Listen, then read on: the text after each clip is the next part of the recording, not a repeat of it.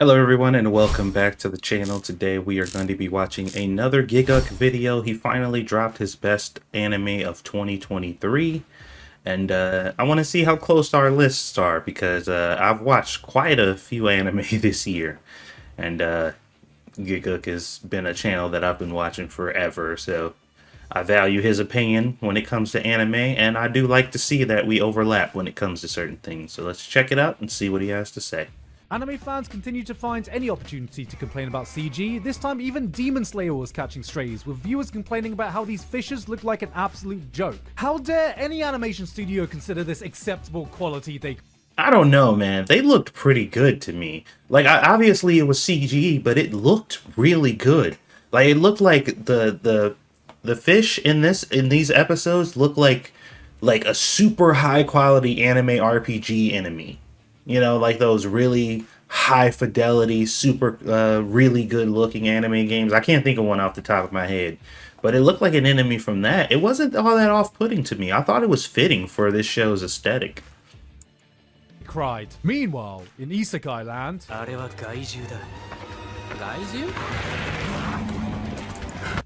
Okay, that's unacceptable. That is absolutely unacceptable by all metrics. but they would probably win against this random dude from Mashal. I am Rhodes Emus! I mean, look at him. He lasted like 2 seconds. Who the hell would play a character like that? Probably some dumbass hack. For real though, it's been Oh my god. I love the way he likes taking shots at himself sometimes too, which is kind of funny. Hayao Miyazaki finishes his latest feature film, The Wind Rises, just before announcing his retirement from filmmaking at the ripe young age of about 197 years old. So that was a fucking lie. There are a lot of shows that didn't make my list this year. Not 197 years old. Yeah, he did straight up lie about that. I thought that was kind of funny. Or maybe it wasn't. Was he directly involved in that, or was that just like from his studio or whatever? I don't know, but I felt like, wait a minute, didn't they say that this was gonna be? Mushoku Tensei continued my favorite isekai story of all time by having its main character go, I cannot get it up! people have been trashing Rudy left, right and center, but I think he's proved he's a real gentleman by showing that he never, ever raises his sword at a girl. Alright. Dude, that's fucked up. that's messed up. He raised it to Eris. The zombie genre is probably one of the most saturated and overdone genres you can find in any entertainment medium. About 10 years ago, yet somehow in 2023, we still got an entirely fresh and original take on it in Zom 100. Zom 100 tells the sad story of Mappa employees, overworked.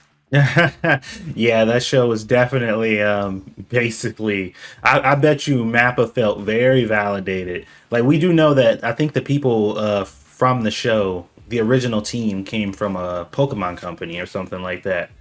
But yeah, if any Mappa people happened to see that, they were probably like, oh my god, we feel so seen. But yeah, Zom 100, 100% absolutely was on my list for some of the best anime this year. So we're starting off good. where you could feel that every single person working on it channeled their passionate hatred of all the previous employers that had ever wronged them. Unfortunately, it felt like a lot of the hype got taken away, largely due to episode releases being plagued with constant delays because of time slots and supposed production. Yeah, that really hurt the show, man. That was really unfortunate because I don't know, man. It's like somebody tripped it mid-sprint. Like, while it was running, somebody just stuck their foot out and just tripped them up. And it was unfortunate because, like I said, the show was really good, man. But it is what it is.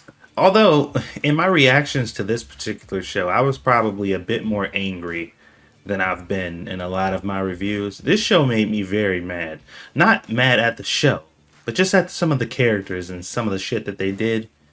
Fucking pissed me off. There are some scumbags in this show. Hey, but this year we saw the 100 girlfriends who love you come along and personally made sure that it never will be. This is the... Okay, yeah, you guys know how I feel about this one. This is a gem covered in shit, and I am totally okay with that. You can clean it off. Just rinse it off, man. It's fine. There's a gem up under it. It exists. It's fine. Just wash it off. You'll be good. 100 Girlfriends has a concept so dumb, it will need to be as batshit crazy as its own premise to even have a chance at making it work. And that's... Yep. That's the best explanation I've heard. It is so stupid. Like, you ever... It's so crazy too because like I obviously love it, but I can openly acknowledge without hesitation that it is really fucking dumb. It is a stupid fucking show. It's so unbelievably and utterly ridiculous. Like, you ever talk to somebody on Twitter who was so dumb, like just so completely stupid in their responses to you that you were just like, this person might actually be a genius because they have reached masterclass levels of stupidity, and now I'm just kind of impressed.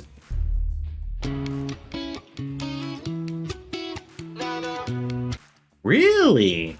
I don't know. Like, I didn't watch a whole lot of Trigun growing up. Like, I didn't even actually see the whole show. I watched a lot of on the anime network that I was watching stuff on. Trigun would come on, and I would watch it every now and then. But it wasn't anything that I ever followed, and I never actually pursued it after I like got access to the internet and was able to go watch stuff on my own free will. It was just kind of a interesting show that I used to see. So when this came out, I was just like, I mean, you know, whatever. But maybe I'll check it out. In the minds of anime fans, 3D animation comes in two tiers. There's the Berserk 2016 tier, a show so disastrous it has scarred the anime community from 3D anime to this day. And then there's this, the aesthetic that looks like one of those games I apparently won't last 5 seconds playing. The real ones know though that Studio Orange has been out here creating their own tier. Every project they seem to continually push themselves, one-up themselves, and Trigun Stampede is their best looking show yet. Not just with some of the jaw-dropping action sequences and camera work, but small micro expressions and camera animation that give their work just a bit more life. They are still continuing to push the boundary of— Man, I didn't realize how good this show looked. I liked Beastars. Beastars was pretty good, and the CGI in there was pretty decent. But the facial expressions and stuff, like, they're kind of crazy in this show, man. Yeah, I might add this to my list. I might have to check this out. Because like I said, I was never really particularly interested in Trigun, but I wasn't not interested in it either. Like, there was no... I did not watch it because I didn't want to. It just didn't grab me. Of what is possible in a 3D anime in every way possible. When I got the lucky opportunity to wow, talk to look a at producer that. at Studio Orange, he called themselves the hentai of the anime industry. And, well, that's pretty accurate because what they've done with Trigun Stampede has got me bricked up. Alright, but how's the show? Trigun is one of the most beloved anime from the old school Adult Swim era, and when you take on the mantle of rebooting a franchise like this, It just looks so good. Like, I'm being sold by the animation alone. Like, I didn't watch a lot of promotional stuff for this show. Like I said, I just heard it was coming out, saw the initial teaser, and that was kind of it. I never even thought about it again. But this alone, like, this just what I'm seeing, not even what Gigguk is talking about, but just what I'm seeing with my own eyes is making me want to check it out. Trigun has always been on that second or third echelon of recommendations behind the classics, and I fully believe that with what Studio Orange have set up with this season, it has the potential to go up to this tier. Alright, yeah, I'm gonna check it out. I might even react to it so the 3 people who watch my videos can actually see it. Shout out to the 3 people who watch my videos. You guys are appreciated.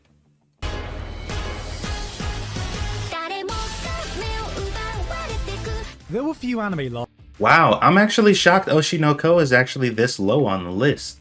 I mean, there was a lot of bangers this year, though, so it's, you know, it is what it is. Oshinoko was pretty good. I mean, outside, you know what, honestly, if I'm going to be honest, now that I'm thinking about the words that are coming out of my face, overall, outside of that first initial opening premise, Oshinoko, the rest of the show was just fine. It was pretty good. It was that intro that really kind of grabbed everybody, and I think because of the hype of that intro and the way that they presented the show starting off, it kind of painted the rest of the show as just like this amazing piece of work. But honestly, like, after that initial premise and they kind of got over the supernatural aspects of it, it just became a pretty good show from that point on. So, you know, it kind of makes sense. The opening song became the very first Japanese song to top the global Billboard 100 charts. The people of my anime list came together and went... And it's still one of the best songs of the year. Still one of the best songs of the year, for sure. Man. I forget her name. I hate calling... When I'm referring to her, I say Yoasobi. but that's the group's name. I need to figure out. I need to find out what her name is because there are several times I've been on record calling her Yoasobi, and that's not her name. That's the name of the group. But anyway, they've been having a fucking amazing couple years, man. Holy crap. They just been releasing all kinds of bangers. She does not have I have not heard a single song of hers I don't like. Every song that I've actually sought out of hers that I've seen, even the stuff outside of anime, they're all good. It's crazy. Then, everyone remembered there was an entire rest of the show you needed to watch. Describing the plot of Oshinoko is like, alright, so there's a doctor who's a huge fan of this one idol, then and it turns out that idol he likes shows up at the hospital, but then it turns out he gets reborn as that process crazy. Yeah, that's about right. That's about right, man. Seriously, the best part about the show after the initial premise was probably just Kana. Like, everything else was still pretty interesting and pretty passable, but Kana was probably my favorite part of the show after that. Like, the two main protagonists weren't even really the protagonists for me once Kana came on the scene. But behind all that, the show shines as this interesting, no bullshit, Instagram filters off look at the Japanese entertainment industry, showing you what really happens behind those. Also that part too. The show really highlighting what the industry is like over there too. Obviously that was a big part of the discussion around the show and was definitely a more interesting part of the show. In Japanese, Oshi means a person who I support, and in idol culture is normally used to refer to someone's favorite idol. So the term Oshinoko has a clever double meaning that could be my favorite idol or my idol's children, which both perfectly describe the show. Basically, what I'm trying to say is Oshis are worshipped in idol fandom in the same way that Taylor Swift has become the Jesus for white women. Taylor Swift is absolutely the Jesus for white women, just like Beyonce is the Jesus for black women. I could say that because I'm a black potato. I am atomic. You know what? This show belongs on this list. It does. But I got a love-hate relationship with this show. I have never simultaneously hated and loved something so much in my life. I have never been so absolutely perplexed and impressed by anything than Eminence and Shadow. Like, this show blew my mind with how utterly ridiculous and also simultaneously awesome it could be. This takes every single trashy, cliche tropes you scoff at in isekai and wears it like a badge of honor. Edgy main character, an army of girls in his harem, blatant power fantasy, nonsensical plot lines, cheesy dialogue, boobs. You know it shouldn't work, but it wears it all so proudly you start getting convinced that it's actually cool. Yeah, exactly, man. It's so crazy, like, you know. It, like, plays a Jedi mind trick on you. You are 100% aware, like, this shit is corny as fuck, man. Like, it is. And then you keep watching, you like, but is it though? Like, I don't know. For as self-aware as it is, it spares no expense in building up this fully fleshed out world with so many moving parts. Every new arc, you see the dominoes being perfectly laid out. It's all set up for Sid to come in and topple them on the biggest stage possible. And even though you know it's happening, when the moment comes, it delivers. Every single time. Without fail. Every time. It is insane. It's like, I don't know how to, it's like going to a show to watch somebody do this trick that you just heard was supposed to be the most amazing thing ever. And as they're prepping to do the trick or whatever, and they start to do it, they're just fumbling through the whole thing. And you're just like, what the what is happening? And then they completely, just like by the end of the trick, they've done it perfectly and it all went according to plan. And you're just like, that was the most clumsy, impressive shit I've ever seen. Like, how did you do that? How did you make that work? How did you turn what looked like it was supposed to be a complete clusterfuck in a shit show to an impressive finale? Like, how did that even happen?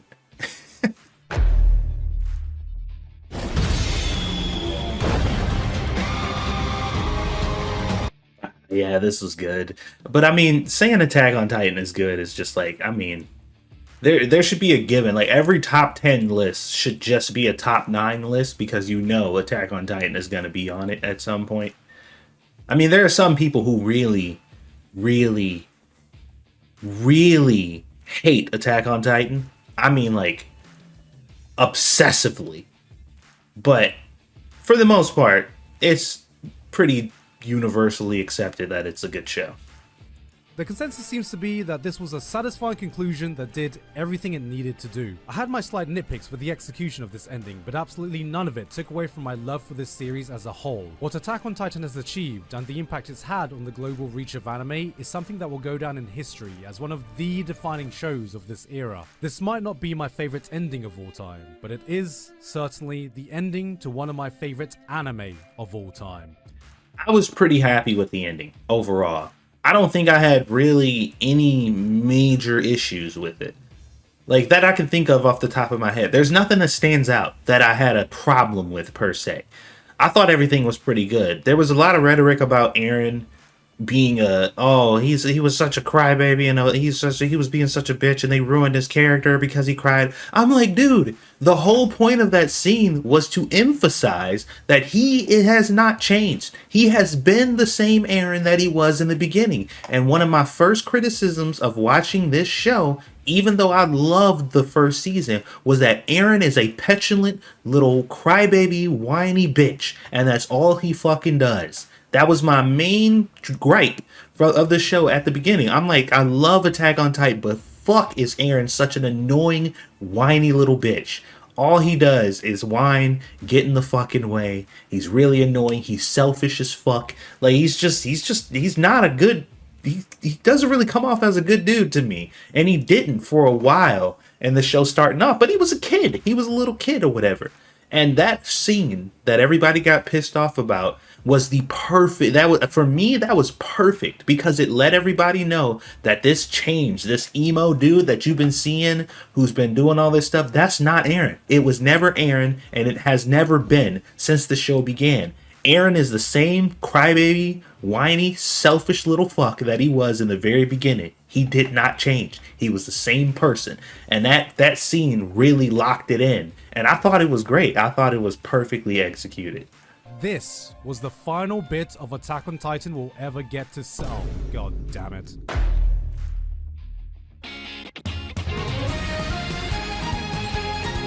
Okay, so this show has been on my list for too long.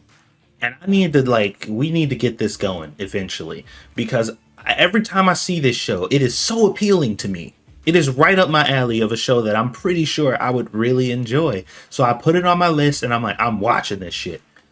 To this day, it still has not happened. I need to fucking check this show out because it looks good. It looks really good. It looks like a show that I would very much enjoy. Sometimes you just need a dose of wholesomeness to brighten up your day, but being a dude watching anime can sometimes feel like, so what anime have you been watching? Oh, I'm watching this anime called Skip and Loafer, and it's just one of the most cute and adorable... Yo, you catch the latest episode of Jujutsu Kaisen at all? There was nothing. Nah, that's never worked for me. Just like everything else that I've kind of approached in my life, if I like something, I like it. And I'm not afraid to tell people I like it. I don't get embarrassed about my preferences and stuff like that. There are some shows that maybe push the envelope a little too far, and I won't willingly divulge that I enjoy it because I'm just like, even I know that this is fucking weird and borderline, just like, hey, you watch that, huh? Okay. You know, so it's like, okay, I know what I'm getting into, and I'd rather not share that information with anyone. But like, when it comes to shows like this, if the show's cute or adorable or something like that, or I don't give a fuck, dude, you're missing out. It's your loss. If you like anime and you don't like expand your mind and watch a bunch of different genres or whatever, and you're missing out on all these shows, that's your loss. I don't give a fuck what you think about what I watch. I had a good time watching it. You kiss my ass. It's rare to find an anime as genuine as this one, because when I say high school life, I don't mean your typical cutesy anime high schoolers that are like,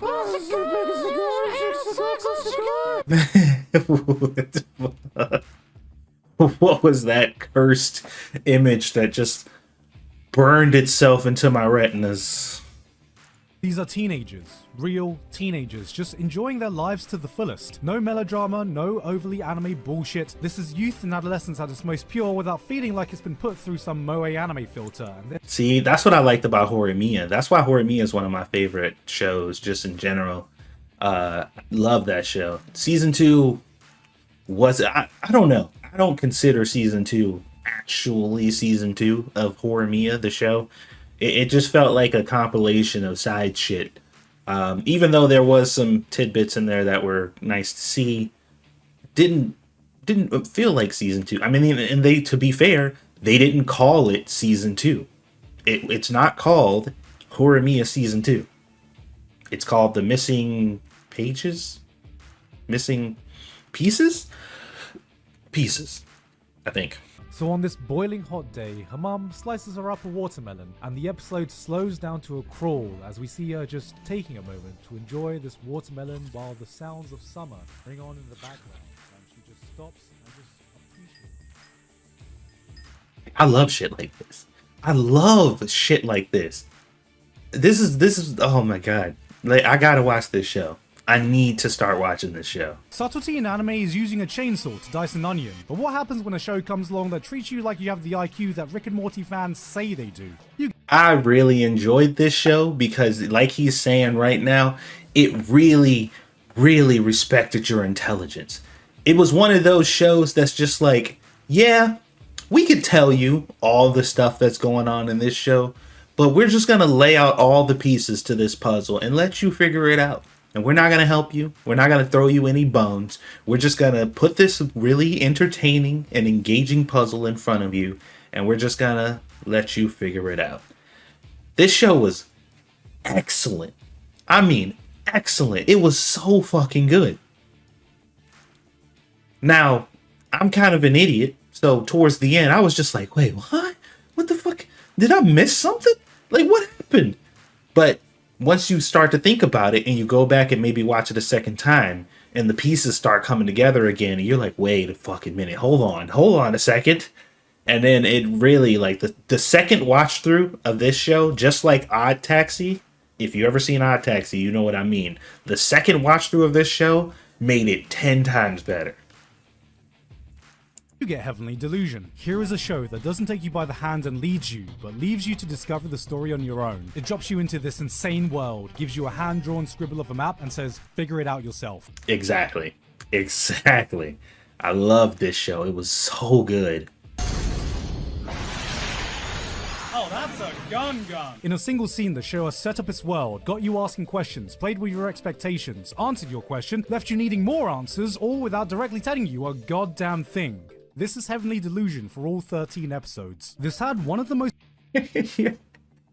That is a pretty good explanation. Yeah, that pretty much covers it. intriguing worlds of any show this year, but trusted you to piece everything together yourself. There is no wasted scene, no out of character moment. Everything is a possible puzzle piece that clues you into the bigger picture. What happened to this world? Why are there nightmarish creatures that are eating people? What kind of sick experimentations is going on behind the scenes? Were you paying attention even now? Because you just saw a random drawing of a fish with legs that looks oddly like this horrific thing. And the real question is, did you see a connection without me saying anything? And I didn't. The first time I watched the show, it didn't. For some reason, the drawings it didn't click for me. The first time I watched it, I did not draw that connection because I was so engrossed in everything else. And then when I thought about it, like I went back and I'm like, wait, hold on, man, dude, this show, it's so good. Go watch this show if you haven't seen it.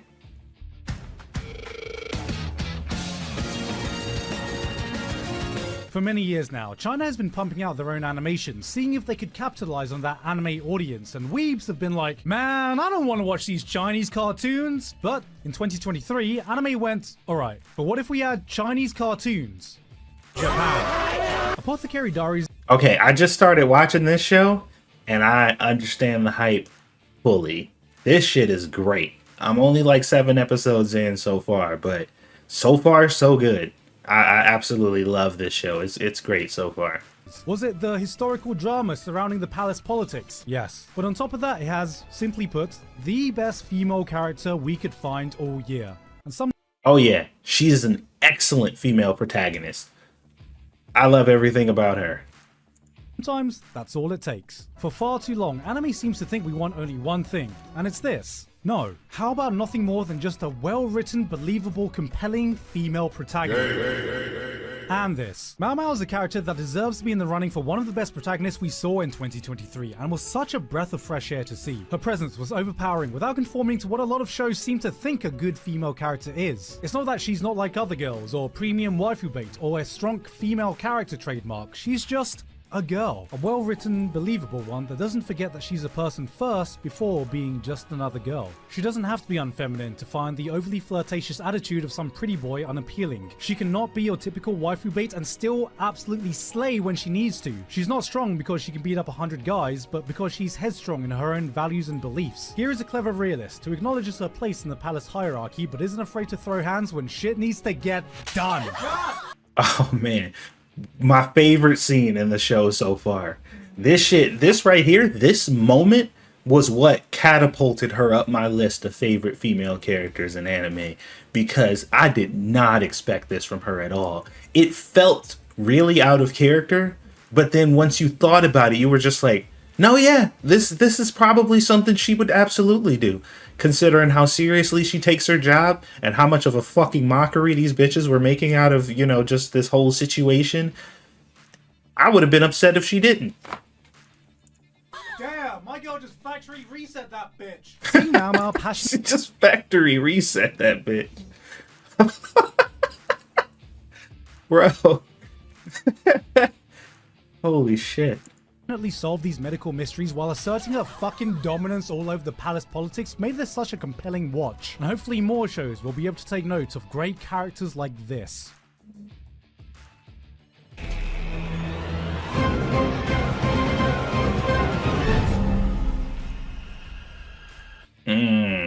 This was one that I had no interest in at all. Although, once again, I did, because I wasn't interested and because it wasn't something that openly kind of, you know, reached out to get my attention, I didn't look at anything that came out for it. I don't even think I've seen the trailer. So, to be honest, like, my perception and what I probably assume that this show is and what I'm about to see is probably two completely different things. So this show might end up getting added to my list after this. There are only a few mangaka that can boast such a legendary status as Urasawa himself. When you have a track record of titles like Monster, an absolute masterpiece with arguably the greatest villain anime has seen. 20th Century Boys, not just my favorite manga of all time, but one of my favorite pieces of fiction to exist. I might have to check out that Monster show. I don't know what that is. This has all the calling cards of a classic Urasawa tale. He sets the stage, a sci-fi world where humans and robots coexist, a series of unsolved murders, a detective that is missing part of his memories, a robot that has done the impossible and taken a human life. He hooks you into his world and leaves you with a single question when the first episode ends. Just how deep does this rabbit hole go? The man's ability to construct a mystery and captivate an audience through his mastery of suspense, to me, has the same level of craftsmanship as seeing a master blacksmith make a legendary sword. Every episode is so dense with emotion, a plot that will keep you guessing through all the twists and turns, sitting on top of the sheer thematic depth of the story that every single character carries on their back. This is not at all what I thought it was going to be.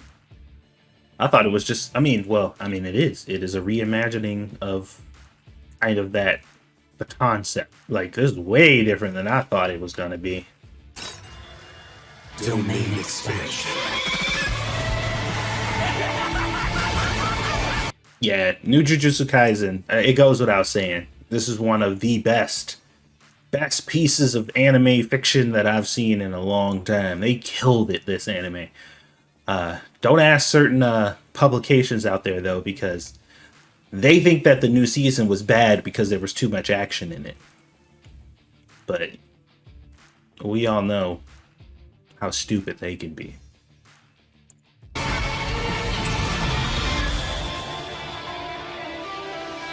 When you watch an action anime, you normally go through a season where you might see a ton of great action, but you know it all builds up to this one, or at most 2 episodes where the production values skyrocket and you're treated to this insanely animated fight that will drop your jaw to the floor. These are the scenes that everyone remembers and defines the top fights of the year. Jujutsu Kaisen went, how about we do that? For every single episode.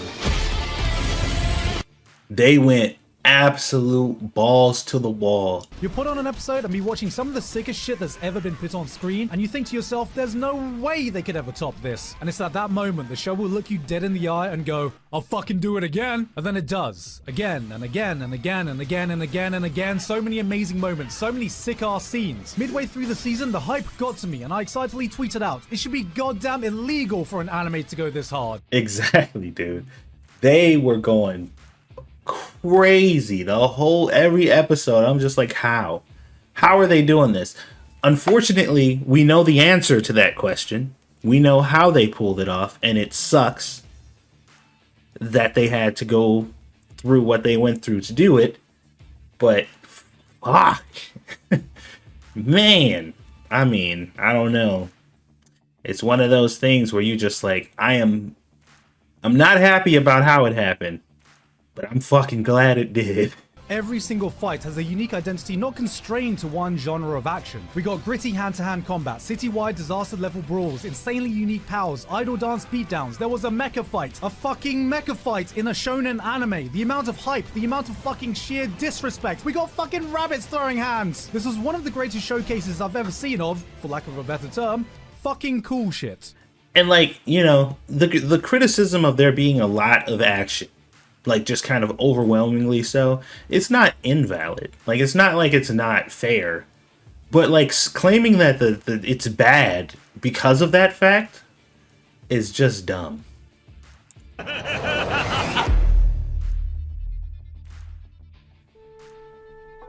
way elves see this world is a mystery. I thank you, Frieren.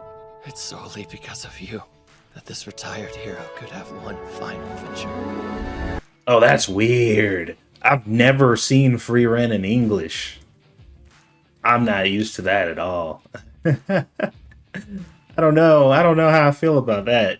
I mean, it's not bad. It's not a bad dub, but fuck, I've never seen a single second of Frieren in English, and it is throwing me off right now. Also, Frieren is 100% one of the best shows to come out in 2023.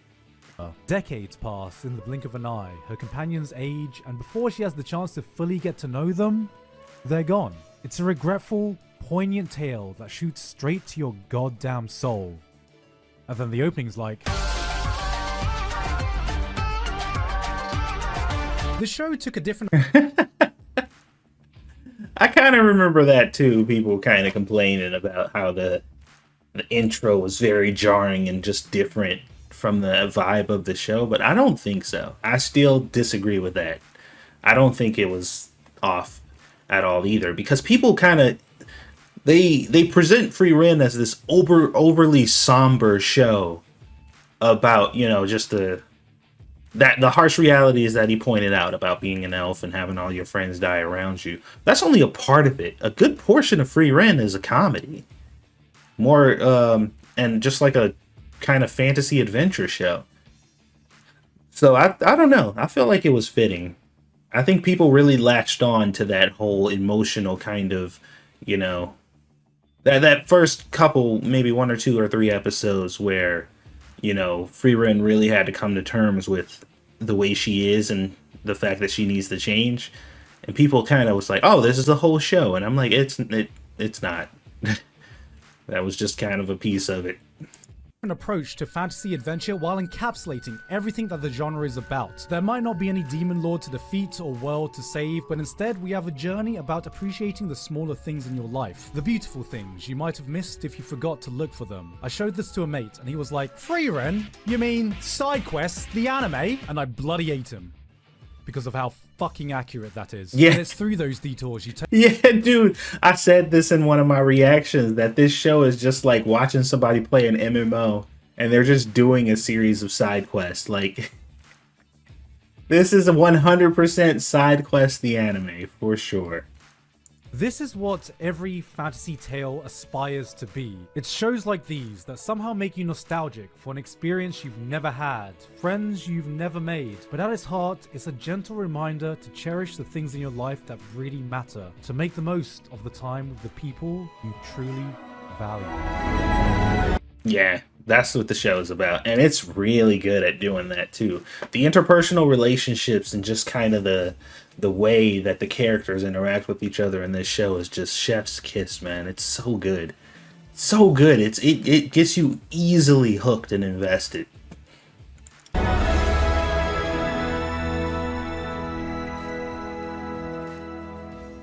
All right, let's see what number 1 is. I'm very curious.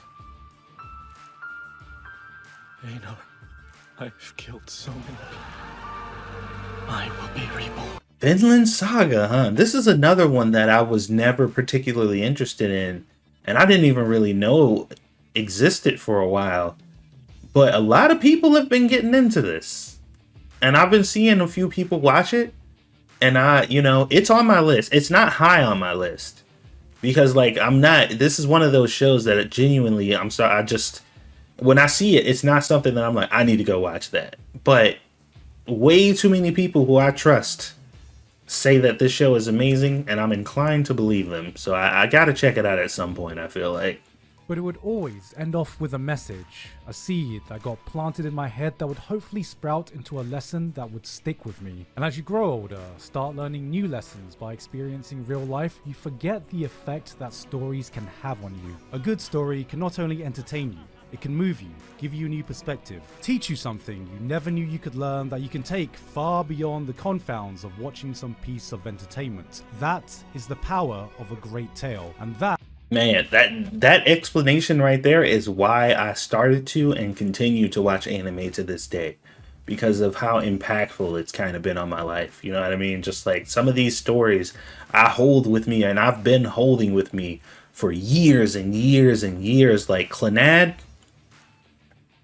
never forget it. That's an experience I will never forget. The first time I watched Toradora, that was an experience that I'd hold dear to me. I would never, ever forget. The first time I watched Baby Steps is something that I hold dear to me. And it's just like these moments of seeing these shows and seeing these stories literally changed me as a person in a lot of ways. So 100%, I get it, man. I get it. This is why we do what we do.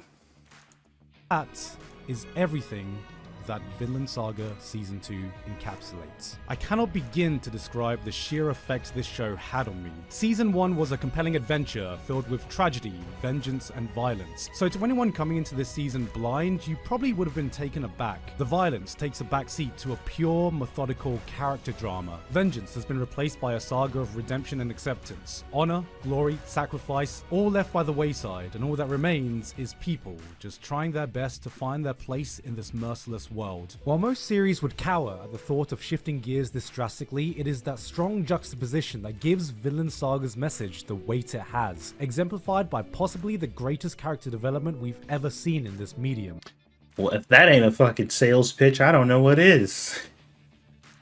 I feel like I need to check this show out maybe a little sooner. I got so many shows, guys.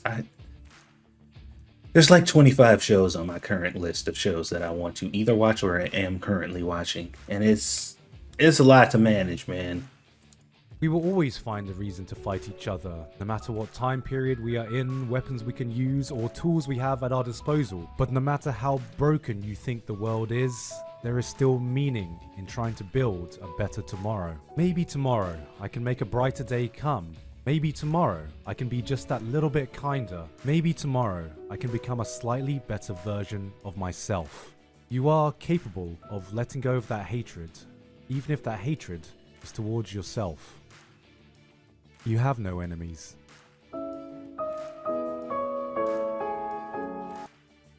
Alright, yeah, I'm gonna have to check that out. I can't promise it'll be anytime soon, so once again, the 3 people who watch my channel, y'all probably gonna have to wait a little bit, but I'll get to it. Oh wow, he just ended it like that, huh? Oh Jesus Christ, what am I looking at? What is happening here? What is going? I don't even want to know. I don't even. We just gonna ignore that whole thing. We don't need to see that. I'm not sure what that was about. I'm not sure what that was about, but we don't know. We don't want no parts of that. All right, so yeah, he had some surprises on this list, man. There were some shows that I didn't even think about and obviously some shows that I didn't see that was on this list, and I'm gonna have to check them out. I think after that, I've either seen or now currently want to watch everything he talked about. So, yeah. Hopefully you guys enjoyed it. Right now, we're currently watching Apothecary Diaries. We're watching a Sign of Affection. We're watching Freeren, and we're watching Solo Leveling, I believe. I think those are, and we're finishing up Spy Family. So we got quite a bit on our plate right now, but I'm trying to work and get through it or whatever. So guys, please make sure that you're liking and subscribing and doing all that stuff. Interaction with the videos. Let me know that you guys really enjoy and really actually like watching what I do. Let me know. Otherwise, have a wonderful day. Thank you for watching, and I will see you guys on the next one.